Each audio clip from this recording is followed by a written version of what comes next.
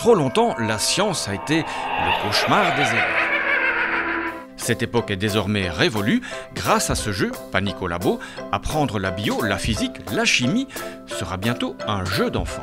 C'est pas vrai, Laurie. C'est bon, le lazuli.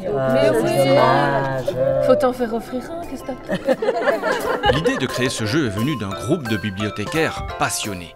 Alors, ce jeu est né d'une volonté de plusieurs bibliothèques, la bibliothèque de Senef, Belleuil et Charleroi-Été et d'une ludothèque, de donner un nouvel éveil pour petits et grands autour des sciences. Parce qu'on s'est rendu compte qu'on avait dans nos collections énormément d'ouvrages de vulgarisation scientifique, mais ce n'étaient pas ces livres qui sortaient principalement.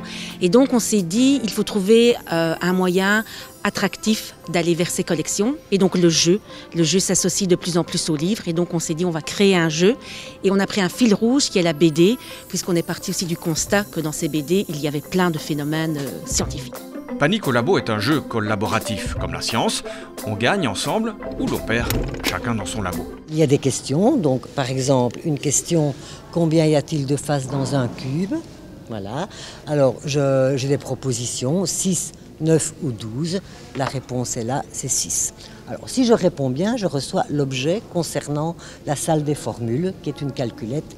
Si je ne réponds pas bien, aïe aïe aïe, catastrophe, il y a un morceau de puzzle qui va venir faire exploser ce laboratoire. S'il y a 4 puzzles qui sont sur le labo explose et nous avons tous perdu le jeu. Mais pour ça, on va s'entraider et donc on va aller faire des petits défis à la bibliothèque des savoirs. Et donc, par exemple, montre les canines de ton voisin de gauche. Et donc, je vais voir.